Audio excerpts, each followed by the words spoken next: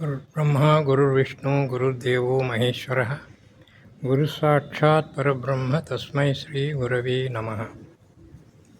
गुरुर्ब्रह्मा गुरुर्विष्णु गुरुर्देवो महेश्वरः गुरुसाक्षात् परब्रह्म तस्मै श्री गुरवे नमः।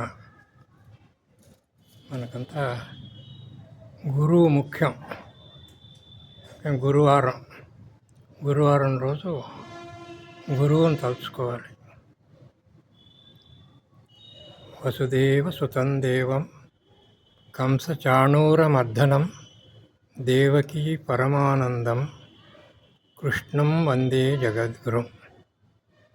గురువు అంటే కృష్ణుడు, జగద్గురు. తర్వాత మిగతా వాళ్ళు. గురు పూర్ణం చేసుకుంటప్పుడు వ్యాసులు వాళ్ళని తలుచుకుంటాం. వ్యాసాయ విష్ణురూపాయ వ్యాసరూపాయ విష్ణవే నమో వై బ్రహ్మనిధయే వాసిష్ఠాయ నమో నమః. అట్లా వ్యాసులను వారిని తలుచుకోవాలి, కృష్ణ పరమాత్మను తలుచుకోవాలి. ఇప్పుడు అందుబాటులో ఉన్న ఆదిశంకరుని తలుచుకోవాలి. ఆదిశంకరులు జగద్గురు. వీళ్ళకందరికీ నమస్కారం చేసుకోవాలి. మన ముఖ్య కర్తవ్యం ఏంటంటే నమస్కారం చేయడం.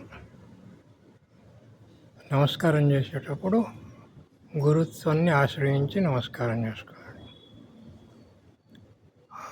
అందుకు ఆధారం దక్షిణామూర్తి. గురుర్బ్రహ్మ గురుర్విష్ణు గురుర్దేవో మహేశ్వర గురు సాక్షాత్ పరబ్రహ్మ తస్మై శ్రీ గురవే నమః అని బ్రహ్మ విష్ణు మహేశ్వరులను తలుచుకుంటాము. అట్లే గురవే సర్వలోకానాం విషజే భవరోగిణాం నిధయే సర్వవిద్యానాం దక్షిణామూర్తయే నమః అని ఆ దక్షిణామూర్తిని కూడా కొలుస్తాం. ఇట్లా ఒక్కొక్క సందర్భంలో ఒక్కొక్కరిని గురువుగా తలుచుకొని మనం నమస్కరించుకుంటాం. మన సాంప్రదాయం. అవంతా ఉండే చోటు శివాలయం. దక్షిణామూర్తిని తలుచుకోవాలంటే శివుడు గుడికి పోతే అక్కడ దక్షిణ దిక్కుగా దర్శనమిస్తాడు. కాబట్టి అంతటికీ ముఖ్యం శివుడు, కానీ గురువు కూడా కావాలి.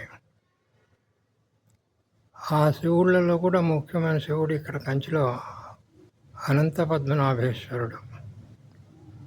ఇక్కడ హరిహరాత్మజం దైవమాశ్రయం అనే విధంగా ఇక్కడ విష్ణు పనుకొని శివుడికి పూజ చేస్తుంటాడు. పూజల్లో రకరకాలు. ఆయన చేసే పూజ అమ్మవారు చూస్తుంది, లక్ష్మీదేవి. ఇది పతంజలి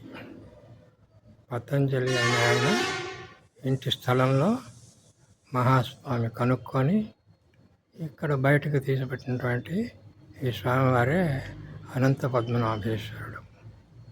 ఈయన దర్శనం చేసుకుంటే చాలు, ఆ పతంజలి కృప వలన మనకు అన్నీ లభిస్తాయి. నాగుల చేత పూజింపబడ్డాట. అట్లా సర్పాల చేత పూజ చేసుకున్న శివుడు కాళహస్తిలో ఉన్నాడు. ఆయన పోటీగా ఏనుగు ఉంది. ఇక్కడ ఏనుగు లేదు, కేవలం సర్పాలే పూజ చేసినటువంటి శివుడు ఈ అనంత పద్మనాభేశ్వరుడు. అట్లా కాళహస్తికి ఈ శివాలయానికి సంబంధం ఉంది. కానీ ఇక్కడ మటుకు కేవలం నాగుల చేత పూజింపబడినటువంటి శివుడు ఈ అనంత పద్మనాభేశ్వరుడు. ఈరోజు గురువారం రోజు ఇక్కడ ఉండే దక్షిణామూర్తిని దర్శనం చేసుకుంటే మనకు చాలా మంచిది.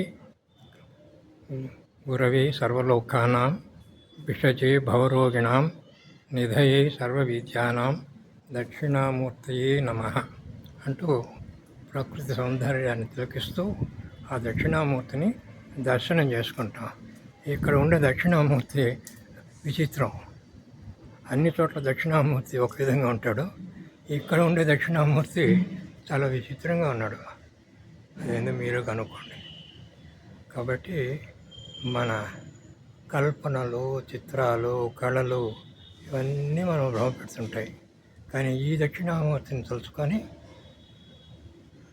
శివుణ్ణి తలుచుకున్నారంటే ఆ అనంత పద్మనాభేశ్వరుని దయ మనకు బాగా కలుగుతుంది. జయ జయ శంకర, హర హర శంకర.